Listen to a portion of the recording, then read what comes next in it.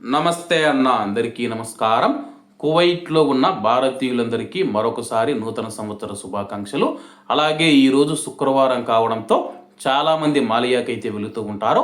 అలాగే ఇటీవల కాలంలో మాలియాకు వెళుతూ ఉన్నప్పుడు మనం చూసుకుంటే కానీ చాలామంది ఒక విషయానికి సంబంధించి ఫిర్యాదులు అయితే ఎక్కువ చేస్తూ ఉన్నారు, మెసేజ్లు అయితే పెడుతూ ఉన్నారు. కాబట్టి మాలియాకు వెళ్ళేవారు ఎవరైతే ఉన్నారో ఈ యొక్క విషయాన్ని గమనించండి. ముఖ్యంగా ఎవరైనా మాలియాకు వెళ్ళేవారు బతాకా ఏదైతే ఉందో బతాకా కానీ లైసెన్స్ కార్డులు కానీ లేకపోతే క్రెడిట్ కార్డులు డెబిట్ కార్డులు అన్నీ అయితే తీసుకొని వెళుతూ ఉన్నారో వెళ్ళే వారికి ఒక ముఖ్య గమనిక, కొత్తగా అయితే బ్రిడ్జి నిర్మించిన విషయం అందరికీ తెలిసిందే. ఆ కొత్త బ్రిడ్జి ద్వారానే ప్రవాసులు మన భారతీయులు రోడ్డు దాటుకోవాలంటే అటువైపు ఇటువైపుకు రాకపోకలు చేస్తూ ఉన్నారనమాట.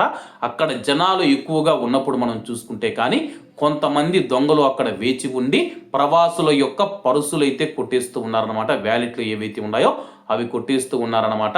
దాంట్లో మన బతాకాలు ఉంటాయి, లైసెన్సులు ఉంటాయి, డబ్బు ఉంటుంది, అలాగే మనకు సంబంధించిన బ్యాంకు కార్డులు అన్నీ ఉంటాయి. కాబట్టి ముందుగా మీరు మాలయాకు చేరుకున్న తర్వాత డబ్బునైతే పంపించి వేసేసి మీ దగ్గర 5 దినార్లు 10 దినార్లు పెట్టుకుని, అలాగే మీరు మాలయాకు వచ్చేటప్పుడు కేవలం సివిల్ ఐడి కార్డు తీసుకొని రండి.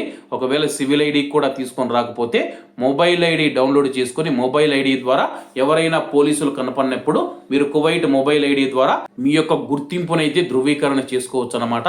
కాబట్టి ఈరోజు మాలియాకు వెళ్ళే మన భారతీయులు ఎవరైతే ఉన్నారో పర్సులు ఎక్కువగా మనం చూసుకుంటే బ్రిడ్జి దాటుతూ ఉన్న సమయంలో అయితే పోతూ ఉన్నాయి. కాబట్టి తగినన్ని జాగ్రత్తలు తీసుకోండి.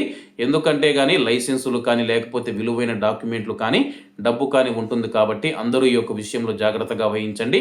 అలాగే మాలియాకు వెళ్ళిన వారు ఎవరైనా మీరు పర్సులు కానీ లేకపోతే మీ యొక్క డబ్బు కానీ పోగొట్టుకుని ఉంటే కామెంట్ రూపంలో తెలియజేయండి. ఇటీవల కాలంలో మనం చూసుకుంటే కానీ ఎక్కువగా అయితే జరుగుతూ ఉన్నాయన్నమాట. అలాగే ఒక ముఠాగా ఏర్పడి కొంతమంది ఇలా చేస్తూ ఉన్నారని చెప్పేసి మన తెలుగు వాళ్ళే నాకు మెసేజ్ల రూపంలో పంపుతూ ఉన్నారు. చాలామంది వేల మంది మన భారతీయులు ప్రతి శుక్రవారం అయితే మాలయాకు వెళుతూ ఉంటారన్న. కాబట్టి ఈ యొక్క విషయాన్ని వాళ్ళకు తెలియజేయండి అని చెప్పడంతో నేను మీకు ఏది తెలియజేస్తూ ఉన్నాను. కాబట్టి అందరూ బాగుండాలి, అందులో మనం ఉండాలి. అందరికీ నమస్తే అన్న, జై హింద్.